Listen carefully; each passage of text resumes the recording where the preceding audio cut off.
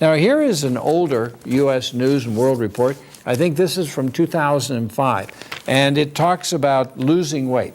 The cameraman today is Keith, and Keith said to me, are we going to talk maybe a little bit about these liquid diets, and do we need to chew our food?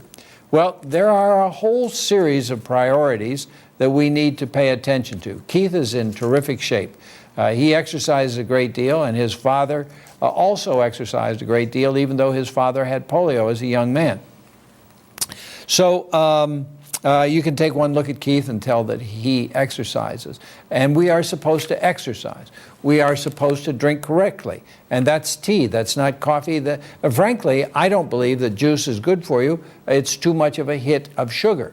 It's not like juice isn't better for you than a bunch of other things, like I have a bad attitude, so to speak, about dairy products.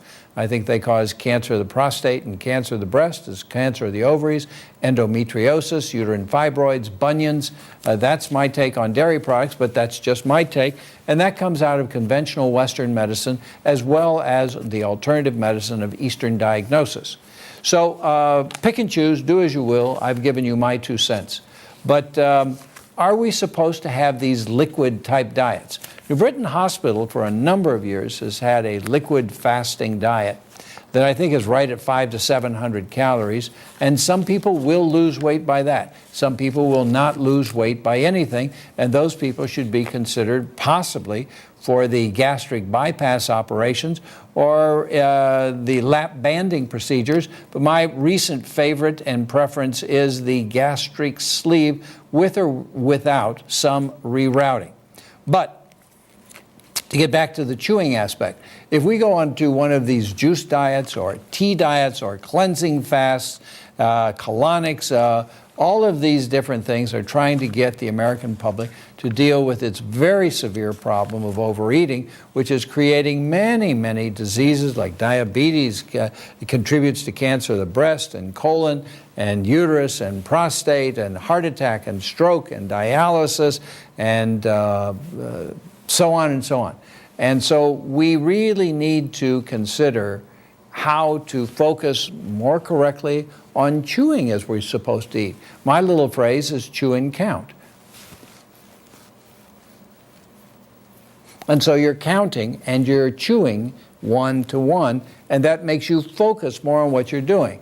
As I said to Keith earlier, I said, yeah, most people just grab their burger, wolf it down, and on to next. There used to not be so much of a next, such that mealtime could be more leisurely. I can remember when I was brought up, when all 5 of us kids were home, all 5 of us sat down to the kitchen table with my mother and my father, and that was like, you were not allowed to miss that. You had to be there. It's not that it was such a great thing for the enlightening conversation, but it is that sense of community, that beginning of community that is so important to people. Today I had a patient who lives here in West Hartford, and she is helping her daughter out with her 3 children. And she said, well, I take them here and I take them there. And we talked about, well, maybe you shouldn't be quite so helpful, but on the other hand, what were the benefits of what she was doing? And while she may have been enabling her daughter to not do the things she was supposed to, nonetheless, she was building a nice relationship with her grandchildren, and her grandchildren are aware of her cooking, and they have a positive attitude about her. She told me that the grandchildren say, oh, Grandma, you can do anything. And what they mean by that, she drives, she goes, she's vigorous, 80 years old, full of spunk, nothing wrong with her. Not that there aren't a few medical issues, but the bottom line is that it is important to build relationships with other people, and meal times have always been the traditional whatever. Now, when the father-son go to the baseball game or when the father-son went hunting, that was also building a relationship. And it's just a question now of making yourself pay attention to the things you're supposed to pay attention to, including chewing, including breathing clean air, which means not smoke. Try to help everybody stop smoking. I hope they raise the taxes on tobacco even higher. We must do what we can to discourage smoking of all varieties. I'm not saying that there isn't a time and a place for an occasional cigar, but occasional turns out to be rare, not common, not daily.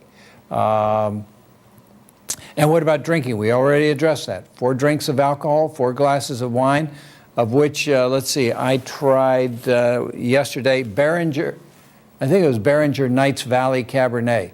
That was an expensive and pretty good glass of wine yesterday. And if you ever had Faust, that's a great wine, but those tend to be a tad expensive. So you pay for what you get. Then eating. And here is this article from U.S. News and World Report from 2005, and it says, eat more to lose weight. Well, that is a principle that I have espoused for a long time if you don't have really good control of your eating method, if you're not one to pay attention. So what is it I want you to eat more? Well, you take a look at the articles here, and it shows you there, you can't see, there, that's mostly cooked vegetables. And you look at these dishes, and that's mostly cooked vegetables. And this one is also mostly cooked vegetables. If you want to, one of the ways of losing weight is to overeat cooked vegetables and vegetable soups to the point where there is essentially no room for anything else.